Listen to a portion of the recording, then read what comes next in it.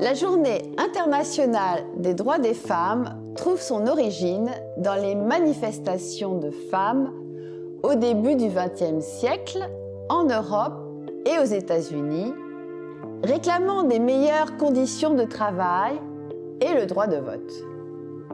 C'est en 1975, lors de l'année internationale de la femme, que l'Organisation des Nations Unies a commencé à célébrer la Journée internationale des femmes le 8 mars. Le 8 mars est une journée de rassemblement à travers le monde et l'occasion de faire un bilan sur la situation des femmes.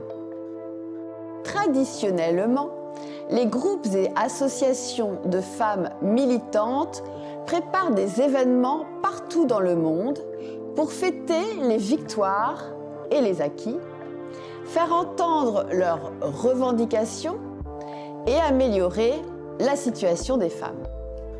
C'est aussi l'occasion de mobiliser en faveur des droits des femmes et de leur participation à la vie politique et économique. Le thème du 8 mars 2022 est l'égalité aujourd'hui pour un avenir durable, en reconnaissance de la contribution des femmes et des filles du monde entier en faveur de propositions au changement climatique et à leur atténuation. À cette occasion, voici une sélection de documents à découvrir ou redécouvrir dans le fond de la médiathèque de Plozévet. Fausse route dresse un état des lieux des luttes féministes. Rappelant que la différence des sexes est un fait qui ne doit pas prédestiner aux rôles et aux fonctions, Elisabeth Badinter pointe, dénonce parfois, les contradictions d'un féminisme obsédé par la problématique identitaire. Abordant un vaste champ de questions, de l'emploi aux violences faites aux femmes, en passant par l'éducation, la famille et la vie publique, les droits des femmes et l'inégalité en question de Clémentine Autain présente un état des lieux des droits des femmes en France.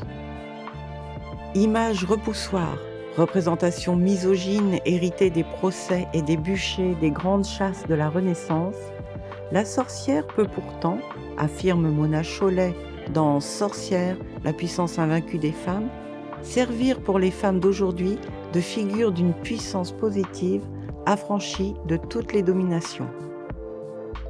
Avec les femmes et la Révolution, Christine Le Bozec procède à un état des lieux de la condition féminine à l'époque des Lumières, avant d'envisager leur implication et leur rôle pendant et après la Révolution française. Nathalie Debroc rend hommage à ces femmes qui ont fait la Bretagne, qu'elles soient illustres ou méconnues, saintes, femmes de lettres ou de pouvoir, duchesses, gourmandes, visionnaires, ferventes, hors la loi, artistes ou légendaires. Sans elles, la Bretagne ne serait pas ce qu'elle est aujourd'hui. Dans Les Passions d'Émilie, Elisabeth Badinter raconte le destin exceptionnel d'Émilie, marquise du Châtelet, femme libre et passionnée, qui fut la première femme de science que la France ait jamais comptée. Jacqueline Duhem le met en image avec esprit et jubilation. Deuxième volet de la trilogie biographique de Catel Muller et José-Louis Bocquet, avec Kiki de Montparnasse et Joséphine Baker, Olympe de Gouges dresse le portrait d'une femme de lettres, fille des Lumières, libertine et républicaine, qui a côtoyé la plupart de ceux qui ont laissé leur nom dans les livres d'histoire au chapitre de la Révolution.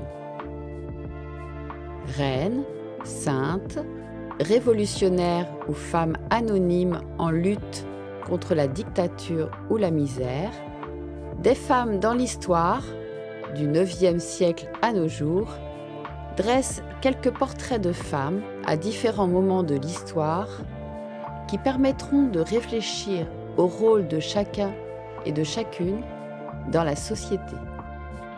Chloé Zhao nous présente dans No Man's Land le parcours atypique de Fern, qui décide, suite à la perte de son mari et de son emploi, de prendre la route avec son van et de vivre telle une nomade en rupture avec les normes de la société moderne. Une balade sauvage et féministe entre néo-western et road movie existentiel d'une beauté à couper le souffle. De la reine pharaon Hatshepsut à la navigatrice Hélène MacArthur, retrouvez 60 personnalités d'exception qui ont marqué leur temps. Chronie Les femmes célèbres est un jeu d'apprentissage avec lequel on s'amuse à mémoriser progressivement et durablement les grandes dates.